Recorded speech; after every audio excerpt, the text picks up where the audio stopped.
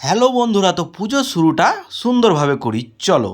আর আজ হচ্ছে পুজোর প্রথম দিন, তাই সকাল সকাল ঘট ভরে দুর্গা মাকে জানাবো পুজোর স্বাগতম। আর শুধু আমি নয়, গ্রামের সকলেই পুজোর শুরুটা এইভাবে ঘট ভরেই করে। আর বছরে এই একটা দিন যেদিন আমরা সবাই পুকুরে স্নান করি, আর আমার তো বিশেষ করে পুকুরে চান করা হয় না বলেই চলে।